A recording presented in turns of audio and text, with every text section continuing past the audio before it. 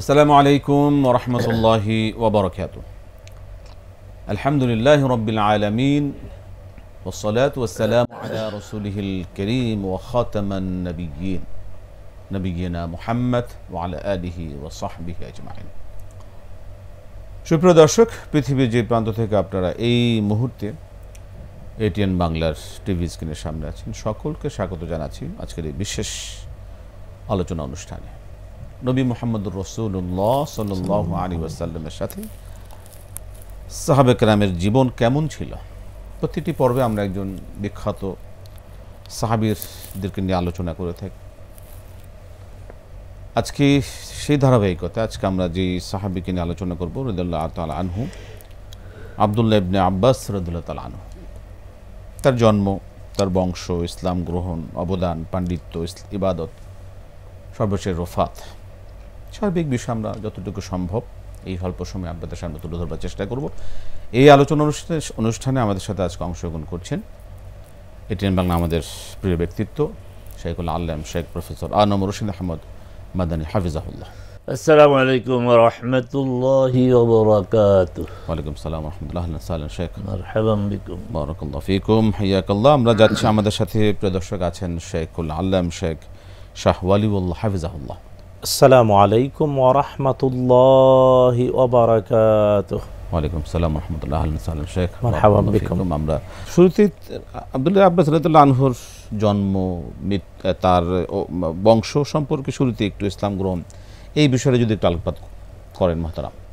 আল্লাহুম্মা লাকাল হামদু কামা ইয়ানবাগি লিজালালি ওয়াজহিকা ওয়া আযীমি সুলতানিক ওয়া সাল্লি ওয়া সাল্লিম আলা আবদিকা ওয়া রাসূলিক ওয়া আলিহি ওয়া সাহবিহি ওয়া মান তাবি'আহুম বিইহসানিন ইলা ইয়াউমিদ্দিন। রাসূল সাল্লাল্লাহু আলাইহি ওয়াসাল্লামের সাথে সাহাবায়ে কেরামের জীবন আমাদের ধারাবাহিক আলোচনা। আব্দুল্লাহ ইবনে আব্বাস রাদিয়াল্লাহু আনহুমা যেসব সাহাবীদেরকে গোটা উম্মাহ নাম বললেই চিনে, তিনি তাদের একজন অন্যতম, খুব প্রসিদ্ধ। তো তার একটা পরিচয় আগে আমরা এইভাবে দেই। রাসূল সাল্লাল্লাহু আলাইহি ওয়াসাল্লামের বেশ কয়েকজন সাহাবীর নাম ছিল আব্দুল্লাহ। চারজনকে আবাদ-উল আরবা বলা হয়, মানে চার আব্দুল্লাহ। তো এটা একটা মর্যাদার বিষয়। তারা ফকিহ ছিলেন। আব্দুল্লাহ বিন উমর, আব্দুল্লাহ বিন আব্বাস, আব্দুল্লাহ বিন আমর ইবনে আস, আব্দুল্লাহ বিন জুবাইর রাদিয়াল্লাহু তাআলা আনহুম। তাহলে এই আব্দুল্লাহ, চার আব্দুল্লাহ রাসূল সাল্লাল্লাহু আলাইহি ওয়াসাল্লামের সাহাবীগণের মধ্যে যাদের আব্দুল্লাহ ছিল তাদের সবাইকে এর আওতায় আনা হয় না, চারজনকে আনা হয়েছে, তিনি তাদের অন্যতম একজন। তার আরেকটি পরিচয় হচ্ছে যে মুহাম্মদ সাল্লাল্লাহু আলাইহি ওয়াসাল্লামের কনিষ্ঠতম স্বল্প বয়সী সাহাবীগণের তিনি একজন। তার জন্ম নিয়ে কথা আছে, কেউ বলেছেন তার জন্ম হয়েছে হিজরতের বছর। তাহলে রাসূল সাল্লাল্লাহু আলাইহি ওয়াসাল্লাম যখন দুনিয়া থেকে চলে যান তখন তার বয়স 10 বা 11। তো নির্ভরযোগ্য মত হচ্ছে তার জন্ম হয়েছে হিজরতের 3 বছর আগে। তাহলে রাসূল সাল্লাল্লাহু আলাইহি ওয়াসাল্লাম যখন দুনিয়া থেকে চলে যান তার বয়স ছিল মাত্র 13 বছর। এই বিষয়গুলি জানা এই জন্য প্রয়োজন। 13 বছর বয়সী একজন সাহাবী, কত হাদিস তিনি। ওই বয়সটা তো একদম মানে বলতে গেলে কিশোর, একটা কিশোর বয়স বলা যায়। কিশোরই তো, কিশোর বয়স। সেই কিশোর সাহাবীটির পরিচয় আমাদের সিরা বিশেষজ্ঞগণ বলেন যে আমরা বলি না একের ভিতরে তিন, তিনি একের ভিতরে তিন না, অনেক। তিনি একাধারে মুহাদ্দিস, তিনি মুফাসসির, তিনি ফাকিহ। তাহলে তিন পরিচয় তিনি পরিচিত। কোন সাহাবী আছেন মুহাদ্দিস, যেমন আবু হুরায়রা রাদিয়াল্লাহু তাআলা আনহু আব্দুল্লাহ ইবনে আব্বাস থেকে বেশি হাদিস বর্ণনা করেছেন, কিন্তু তিনি মুহাদ্দিস, মুফাসসির নন, ফকিহ নন। আবার আব্দুল্লাহ বিন মাসউদ রাদিয়াল্লাহু তাআলা আনহু এত হাদিস বর্ণনা করেছেন, কিন্তু সংখ্যা এত না। তারপরে তাফসীরের ক্ষেত্র ভূমিকা আছে, কিন্তু আব্দুল্লাহ ইবনে আব্বাসের মতো না, তিনি হচ্ছেন আবার ফকিহ। তাহলে একই সাথে হাদিস বিশেষজ্ঞ, হাদিস বিশারদ, তাফসীর বিশেষজ্ঞ এবং ফিকহ বিশেষজ্ঞ আব্দুল্লাহ বিন আব্বাস। বয়স কত? বয়স হচ্ছে মাত্র 13। জন্মগ্রহণ করেছেন যে নির্ভরযোগ্য মোট 3 বছর আগে, তখন শিয়াব আবি তালেবের যে অবরোধ চলছিল, ওই অবরোধকালীন সময় আব্দুল্লাহ তখন আব্বাস রাদিয়াল্লাহু তাআলা আনহু কুরাইশ বংশের ছিলেন, অবশ্যই কুরাইশ বংশ, যেহেতু আব্বাস রাদিয়াল্লাহু তাআলার ছেলে আব্দুল্লাহ বিন আব্বাস বিন বিন আব্দুল মুত্তালিব বিন হাশেম, এইভাবে তো বংশ। জি জি জি জি। তো সেখানে বর্ণনা এইভাবে পাওয়া যায় যে শিয়াব আবি তালেবের তো রাসূল সাল্লাল্লাহু আলাইহি সাল্লাম মুসলিম সাহাবীগণকে নিয়ে অবরুদ্ধ জীবন যাপন করছিলেন, তখন আব্বাস রাদিয়াল্লাহু কোলে করে নিয়ে গেলেন রাসূল সাল্লাল্লাহু আলাইহি ওয়াসাল্লামের কাছে এবং বললেন, তার মা খুব আগ্রহ প্রকাশ করেছে যে তোমাকে যেন আমি তাকে দেখাই। রাসূল সাল্লাল্লাহু আলাইহি ওয়াসাল্লাম তাকে কোলে নিলেন, কোলে নিয়ে তাহনিক বলা হয়, তাহনিক বলা হয় যে খেজুর চিবিয়ে দিয়ে এই নবজাতকের মুখে প্রথম তাকে কিছু মুখে দেওয়া।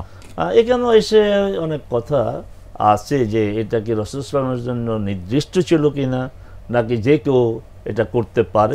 এই তাহনিকটা অনেকে সুন্নত মনে করে যদি করে থাকেন সেটা ঠিক হবে বলে এটাকে বলা যায়। আমি আমার আলোচনায় বলেছি যে সাহাবী কেরামের মধ্যে আমলটা ছিল কিনা, আমাদের শাহ সাহেবের সময় আসলে উনি বলবেন, আমি পাইনি। আমি বলছি যদি পাওয়া না যায় তাহলে আমরা বলবো যেটা রাসূল সাল্লাল্লাহু আলাইহি ওয়াসাল্লামের সাথেই এটা সুন্নত হিসাবে এটাকে রাসূল সাল্লাল্লাহু আলাইহি ওয়াসাল্লামের সাথে এটা খাস বা নির্দিষ্ট ছিল। আর বাবার পরিচয় আমরা কি দিব, বাবার পরিচয়ের উপর আমরা এখানে 2টা পর্ব আলোচনা করেছি। আব্বাস রাদিয়াল্লাহু তাআলা আনহু রাসূল সাল্লাল্লাহু আলাইহি ওয়াসাল্লাম আব্দুল মুত্তালিব চাচা, রাসূল সাল্লাল্লাহু থেকে 3 বছর বড়, কি ঘনিষ্ঠতা ছিল। এই বয়সী চাচা ভাতিজা আমাদের সম্পর্ক খুব ভালো থাকে এখনো বর্তমান সময়েও, যে মানে বলতে গেলে কাছাকাছি বয়স, চাচার বয়স যদি আপনার কাছাকাছি হয় সেখানে সম্পর্কটা এই চাচা ভাতিজার সাথে মানে মামা ভাগিনা সম্পর্কগুলো খুব ক্লোজ হয়। আচ্ছা, এখানে আব্বাস রাদিয়াল্লাহু তাআলা আনহু আব্দুল্লাহ ইবনে আব্বাস রাদিয়াল্লাহু তাআলা রাসূল সাল্লাল্লাহু আরেকটা সম্পর্ক আছে। সেই সম্পর্ক হচ্ছে রাসূল সাল্লাল্লাহু আলাইহি সাল্লামের স্ত্রী উম্মুল মুমিনিন, মুমিনদের মা মাইমুনা রাদিয়াল্লাহু তাআলা আনহার বোন ছিলেন উম্মুল ফদল, মানে আব্দুল্লাহ বিন আব্বাসের মা। তাহলে মাইমুনা খালা হওয়ার কারণে রাসূল সাল্লাল্লাহু আলাইহি ওয়াসাল্লামের বাসায় অবাধ বিচরণ ছিল আব্দুল্লাহ বিন আব্বাস রাদিয়াল্লাহু তাআলা আনহু। এই জন্য প্রায় তিনি এমন রাতও কাটাতেন, এমন হাদিসে পাওয়া যায় রাত্রে গিয়েছেন, থেকেছেন এবং ঘুমিয়েছেন দুইজনের মাঝখানে, আবার রাত্রে রাসূল সাল্লাল্লাহু আলাইহি ওয়াসাল্লাম তাহাজ্জুদ পড়ার জন্য উঠেছেন, তা আব্দুল্লাহ খাদিম হিসেবে তো যথেষ্ট খেদমত করার সুযোগ পেয়েছেন যে আমিও দাঁড়াইলাম। তো রাসূল সাল্লাল্লাহু আলাইহি ওয়াসাল্লাম ইমাম একজন হলে মুক্তাদি দাঁড়াইতে হয় ডান পাশে, আমি বাম পাশে দাঁড়াইছি, রাসূল আমার কান ধরে ঘুরে ডান পাশে। তো আদর, কত স্নেহ। তাহলে বোঝা গেল যে এইটাও শিক্ষার একটা মাধ্যম, যে আদর স্নেহ করে ছাত্রকে যে কান ধরা হয়, এটা একটা ইমোশনাল সম্পর্ক ওই শিক্ষকের প্রতি। এই শিক্ষকের সাথে বিরোধ, একটা হচ্ছে শাস্তি দিয়ে কান ধরা, আর হচ্ছে আদর করে কান ধরে শিখানো।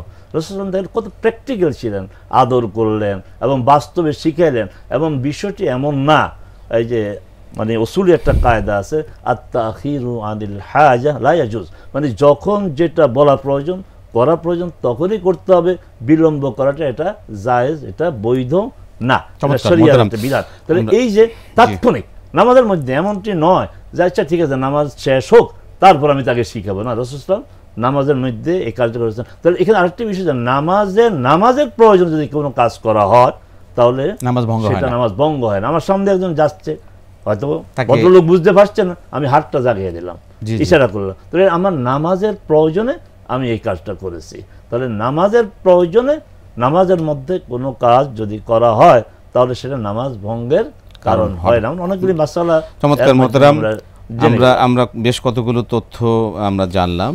আব্দুল্লাহ ইবনে আব্বাস রাদিয়াল্লাহু তাআলা আনহু অত্যন্ত জ্ঞানের তার একটা পরিধি ছিল, এই আমরা ইতিহাস থেকে জানতে পারি। তার অগাধ জ্ঞান, পাণ্ডিত্যের অধিকার আমরা তার সম্পর্কে জানি। তিনি বেশ কিছু হাদিস বর্ণনা করেছেন, প্রায় 1660টি হাদিসের মতন হাদিস তার কাছ থেকে আমরা পেয়েছি।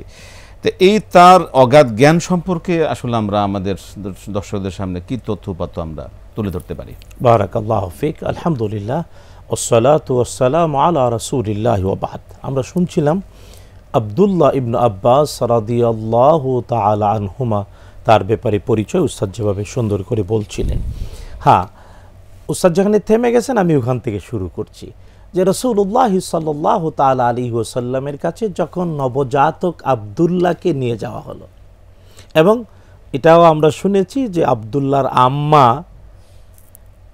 একটা কঠিন পরিস্থিতি ছিল তখন, মুসলমানরা শিয়াবে আবি তালেবে বন্দী, তার মানে পৃথিবীর উন্মুক্ত কারাগার, কঠিন একটা অবস্থা, উন্মুক্ত কারাগারে আবদ্ধ মুসলমানেরা মক্কায় হিজরতের 3 বছর আগে জন্ম নিয়েছেন আব্দুল্লাহ, কিন্তু তার মা তার বাবাকে বাধ্য করেছেন নবজাতককে নিয়ে যাও বিশ্বনবীর কাছে, মুহাম্মদুর রাসূলুল্লাহ সাল্লাল্লাহু আলাইহি ওয়াসাল্লামের কাছে। যখন আব্দুল্লাহ নবজাতক, তাকে তার পিতা আব্বাস রাদিয়াল্লাহু তাআলা আনহু কুলে করে নিয়ে গেলেন। রাসূলুল্লাহ সাল্লাল্লাহু তাআলা আলাইহি ওয়াসাল্লাম সম্পর্কে তিনি চাচাতো ভাই হিসেবে, আপন চাচাতো ভাই, এবং কেমন চাচা, প্রায় সমবয়সী ছোট চাচার দাদার ছোট সন্তান, বয়সে 3 বছরের বড়, কিন্তু কাছাকাছি, মানে বন্ধুসুলভ এবং সম্পর্ক। এটা অলরেডি আমরা শুনেছি। তো আব্বাস যখন কুলে করে রাসূলুল্লাহ সাল্লাল্লাহু আলাইহি ওয়াসাল্লামের কাছে আব্দুল্লাহকে নিয়ে গেলেন, রাসূলুল্লাহ সাল্লাল্লাহু তাআলা আলাইহি ওয়াসাল্লাম নবজাতকের জন্য দোয়া করলেন, এবং এই দোয়া কি হাদিসে প্রমাণিত। রাসূলুল্লাহ সাল্লাল্লাহু আলাইহি ওয়াসাল্লাম বললেন, আল্লাহুম্মা ফাক্কিহু ফিদ্দীন ওয়া আল্লিমহু তা'ওয়িল। সুবহানাল্লাহ। আমি আবারও বলছি, রাসূলুল্লাহ সাল্লাল্লাহু আলাইহি ওয়াসাল্লাম বলেন, আল্লাহুম্মা ফাক্কিহু ফিদ্দীন ওয়া আল্লিমহু তা'ওয়িল। ওয়া আল্লাহ, তুমি এই নবজাতককে দ্বীনের গভীর জ্ঞান দাও, তাফাক্কুহ ফিদ্দীন দাও, অর্থাৎ কোরআন হাদিসের জ্ঞানের নির্যাস বের করে উপকারী জ্ঞান সবার কাছে ছড়িয়ে দেওয়ার মতো যোগ্যতা, তাফাক্কুহ ফিদ্দীন আল্লাহ তুমি দাও, এবং প্রত্যেক জিনিস ব্যাখ্যা করার যোগ্যতা দাও। সুবহানাল্লাহ।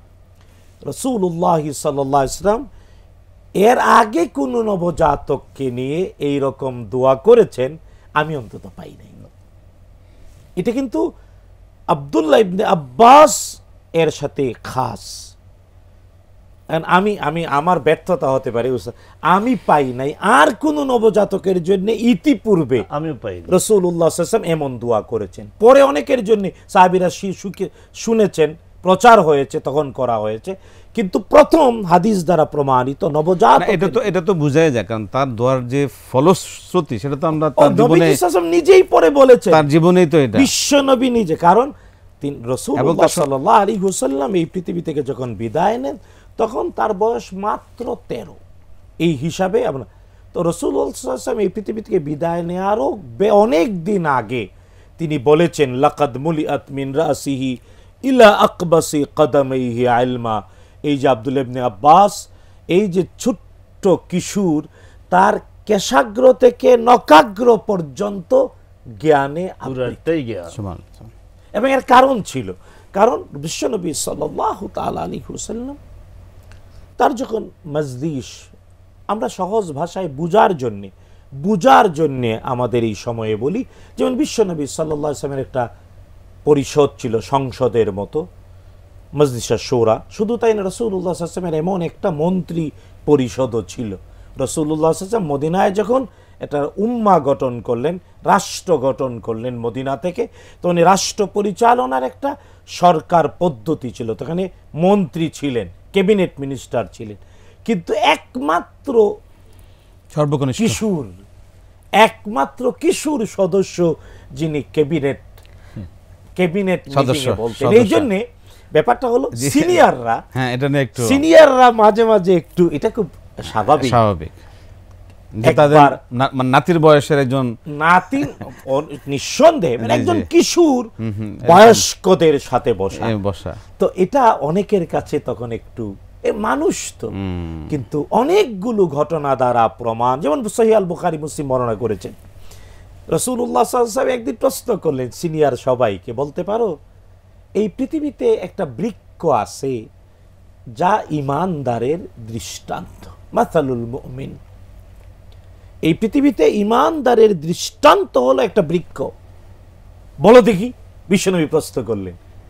সিনিয়ররা এক একজনে এক একটা বললেন, কিন্তু আব্দুল ইবনে আব্বাস তিনি বলেন আমি খুঁজে পেলাম, কিন্তু বুড়ারা লজ্জা পাবে তাই বললাম। এটা আদব, আখলাক। আল্লাহু আকবার।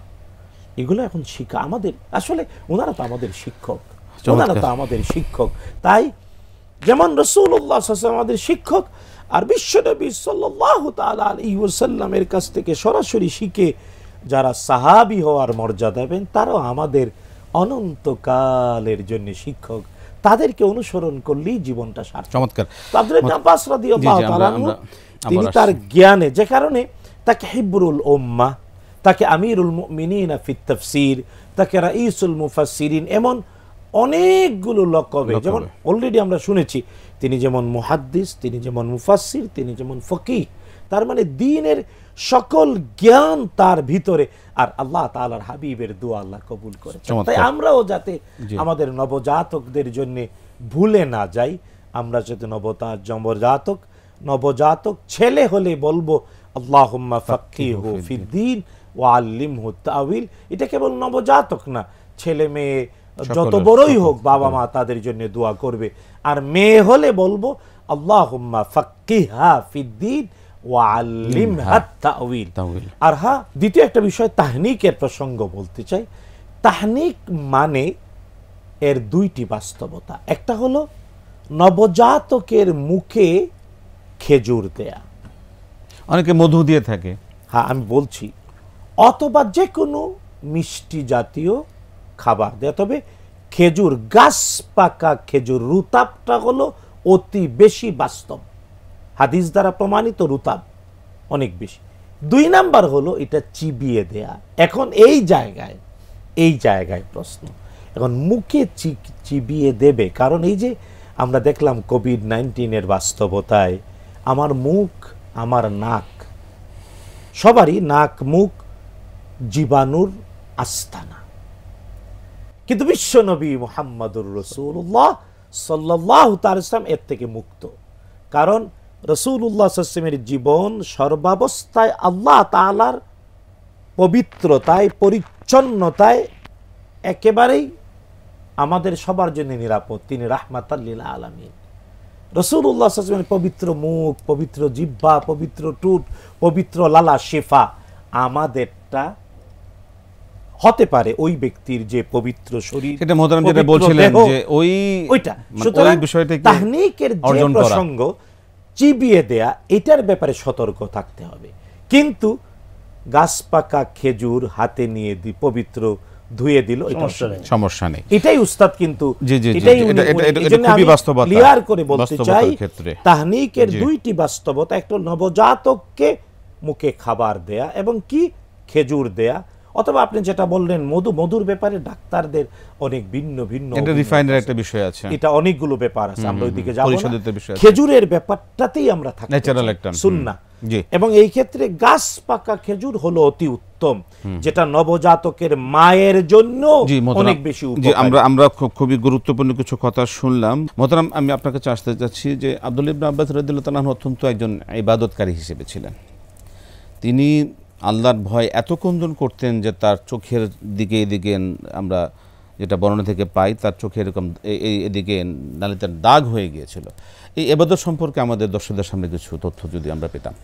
আসলে রাসূল সাল্লাল্লাহু আলাইহি সাল্লামের সঙ্গ যারা পেয়েছেন, তারা তো রাসূল সাল্লাল্লাহু আলাইহি সাল্লামকে দেখেই তারা আমল করেছেন। আরেকটা প্রসঙ্গক্রম আসা দরকার যে রাসূল সাল্লাল্লাহু আলাইহি সাল্লামের সময়ে, সাহাবেগার সময় তারা ওই ফরজ আইন, ওয়াজিব, সুন্নাহ, মুআক্কাদা এত ভাগাভাগি তাদের ছিল না।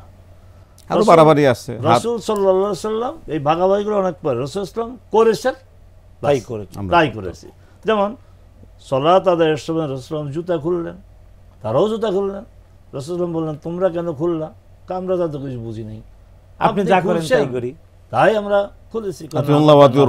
দেখেন আনুগত্যটা কি।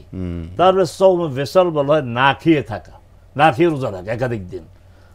সাহাবায়ে কেরাম শুরু করছে, চাপ দিয়ে আসেন, এই জন্য আমরা আছি, না তোমরা পারবা না। তাহলে সাহাবায়ে কেরামের আমলটা আসলে এইভাবেই ছিল। আর বিশেষ করে আব্দুল্লাহ ইবনে আব্বাস তার মাইমুনা রাদিয়াল্লাহু তাআলা আনহার বোন ছিল, তার খালার কারণে ওই বাসায় একটু আগে আমরা অবাধে আসা যাওয়া করেছেন। তিনি দেখেছেন রাসূল কিভাবে রাত জাগেন, কিভাবে ইবাদত করেন। রাসূল সাল্লাল্লাহু আলাইহি সাল্লাম দেখেন, রাসূল সাল্লাম রাত জেগে ইবাদত করতেন। কতটা সময় এটা কিন্তু কোনো হাদিসে নেই, কোনো হাদিসে নেই। আচ্ছা, আয়েশা রাদিয়াল্লাহু আনহা থেকে একটা হাদিস যে দীর্ঘ সময় দাঁড়াতেন, যেন পায়ের পাতা তার যেন কায়ন্না তাফাত্তারাত, যেন যেন ফেটে যেত। আচ্ছা, কিন্তু আল্লাহ এটা গোপন করেন নাই, আল্লাহ জানিয়ে দিয়েছেন তিনি কতটা সময় যে দাঁড়াতেন। সূরাতুল মুজাম্মিল, ইন্না রাব্বাকা ইয়া'লামু আন্নাকা তাকুমু আদনা মিন সুলুসাইল আও নিসফাহু ওয়া থুলুসাহু।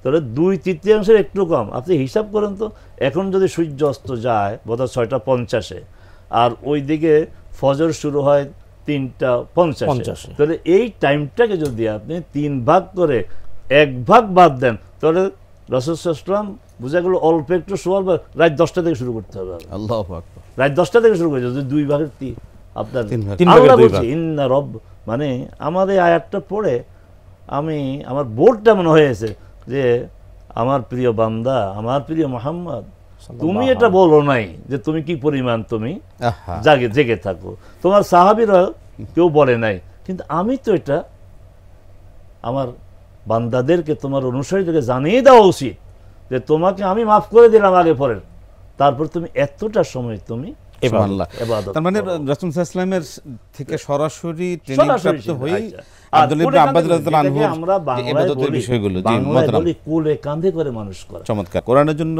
সবচেয়ে বেশি জ্ঞানী ব্যক্তি হিসেবে তাকে মনে করা হতো। সেই ক্ষেত্রে তার শেষ সময়টা কিরকম ছিল, কোথাও ওফাত করেন, শেষ যদি আমরা ধন্যবাদ 2 মিনিটে কথা, এটা খুবই গুরুত্বপূর্ণ বিষয়। দেখুন, আব্দুল্লাহ ইবনু আব্বাস ইবনু আব্দুল মুত্তালিব বিন হাশিম, তিনি রাসূলুল্লাহ সাল্লাল্লাহু আলাইহি ওয়াসাল্লামের আপন চাচাতো ভাই। মক্কাতুল মুকাররমায় কাবাগরের পাশেই তাদের পৈতৃক ভিটেমাটি। মসজিদুল হারামের আঙ্গিনায় কাবাগরের পাশে আজও হাজী সাহেবানরা গেলে দেখেন রাসূলুল্লাহ সাল্লাল্লাহু আলাইহি ওয়াসাল্লামের জন্মস্থান এখনো মক্কা লাইব্রেরি। সুতরাং এই জায়গাটা ক্লিয়ার, ওই দিকে ছিল। কিন্তু হারামের মর্যাদা আব্দুল্লাহ ইবনে আব্বাস রাদিয়াল্লাহু তাআলা তিনি, কারণ হারাম মানে এর মধ্যে সকল ইবাদতের সওয়াব লক্ষ গুণ, কিন্তু অপরাধও আবার, কারণ আল্লাহ তাআলা স্পষ্ট করে বলেছেন ওমাই ইউরিদ ফীহি বিইলহাদিন নুযিকহু আযাবান আলীমা বা আযাবান আযীমা। সুতরাং হারামের মর্যাদা রক্ষার জন্য আব্দুল্লাহ ইবনে আব্বাস রাদিয়াল্লাহু তাআলা তিনি উম্মতকে শিক্ষা দেওয়ার জন্য তিনি তার জীবনের শেষ দিকে পৈতৃক ভিটেমাটি ছেড়ে অনেক দূরে, প্রায় ৮০-৮৬ মাইল কিলোমিটার দূরে তায়েফে বসবাস শুরু করেন। মাঝে মাঝে আসতেন হারামে, তায়েফে ইন্তেকাল করেন এবং থাকতেন তায়েফে। হ্যাঁ, তায়েফেই তিনি ইন্তেকাল করেন, তায়েফেই তাকে দাফন করা হয়, এবং তার মাকবারার পাশে তিনি যেখানে ইবাদত করতেন আজও সেখানে বাদশাহ ফাহাদ সুন্দর একটা মসজিদ আব্দুল্লাহ ইবনে আব্বাস তৈরি করে দিয়েছে। ওই আশেপাশে কি তার কবরটাকে এখন হ্যাঁ, মসজিদ আব্দুল্লাহ আব্বাসের পাশেই হলো ওনার কবর শরীফ, এবং ওনার কবরের পাশে আরো অনেক সাহাবায়ে কেরামের কবরও রয়েছে। তো আব্দুল্লাহ ইবনে আব্বাস রাদিয়াল্লাহু তাআলা আনহু তিনি হারামের মর্যাদা যাতে অক্ষুণ্ণ থাকে, জি মুহতারাম, এই জন্য পৈতৃক ভিটেমাটি কাবাগরের পাশে থাকা সত্ত্বেও তিনি হারাম থেকে দূরে তায়েফে বসবাস করেছেন। এটা আমাদের জন্য শিক্ষা, কারণ আমরা অনেকে আকাঙ্ক্ষা করি যদি কাবার আঙ্গিনায় জন্ম নিতাম, যদি হারামের বাসিন্দা হতাম, কিন্তু আব্দুল্লাহ ইবনে আব্বাস আমাদের জন্য শিক্ষা। তিনি বলেছেন সব সময় ওখানে থাকাটা ঝুঁকিপূর্ণ, কারণ মানুষ ভুল ত্রুটি করতে পারে, নবীরা ছাড়া কেউই নিষ্পাপ না, শয়তান ওয়াসওয়াসা করতে পারে। সুতরাং ওই জায়গায় মাঝে মাঝে যাও সতর্কতার সাথে, আর বাহিরে থাকো। এর মধ্যে আমরা যারা মক্কার বাহিরে আমাদের জন্য তৃপ্তি। চমৎকার। মোহতারাম, আজকে আমাদের শেষ করতে হচ্ছে, আরও অনেকগুলো বিষয় জানবার সুযোগ ছিল, কিন্তু সময় আজকে আমরা পাচ্ছি না। আপনাদের অসংখ্য ধন্যবাদ। জাযাকুমুল্লাহ খাইরান, বারাকাল্লাহু ফীকুম।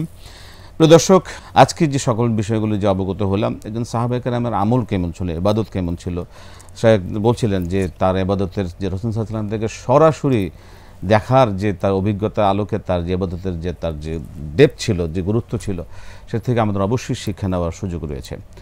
আজকে আলোচনা আর বাড়াবার সুযোগ পাচ্ছি না, আজকে শেষ করতে হচ্ছে। ইনশাআল্লাহ আগামী এক পর্বে ইনশাআল্লাহ আমরা এই বিষয়ে আলোচনা শুনবো। আসসালামু আলাইকুম ওয়া রাহমাতুল্লাহি ওয়া বারাকাতুহু।